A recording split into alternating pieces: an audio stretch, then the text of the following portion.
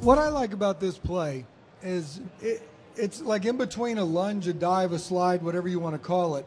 I look at being fundamental because I think we got Andre Ethier doing another one going to right center field. This is one ball that no kid will miss when you throw it to him. All right, it's right at his face. The reason why he doesn't miss it because he can see it. All right, and on these plays right here, I think the fundamental thing is even though it looks like it's a lunge dive, I think what Andre Ethier's doing is getting his head down towards the level of the ball. I've seen a lot of outfielders on the run reach down here and try to catch it just purely on the run. Now all of a sudden my eyes have to track it. When I'm running as an outfielder, my head's bouncing. Now all of a sudden I'm trying to track it. Sometimes it gets mishandled. So a lunge or a controlled dive to me is a fundamental because he's just getting his head to the same level as the baseball.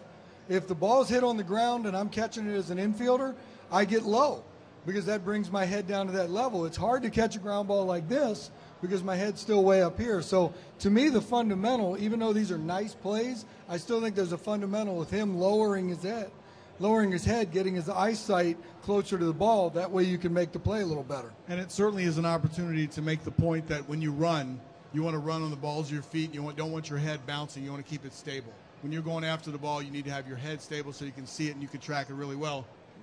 Many times when first guy is on first base and this ball is hit right here, okay, freeze it. This runner right here, freeze it, freeze it.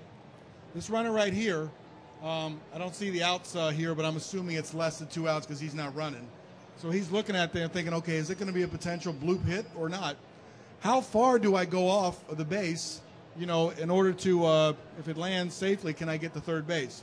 And then you'll talk about what is halfway. Okay, you go halfway. Well, you go as far as the guy will let you to go. Now, if the ball's coming over here towards the line and he makes a running catch, he can throw you out of first base. So that's an opportunity to define how far you go off on halfway. When we say go halfway, sometimes that means go the full distance of 90 feet.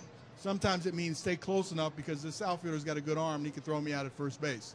So it's a good opportunity to use that as a chalkboard to define what is halfway. That's an excellent biscuit.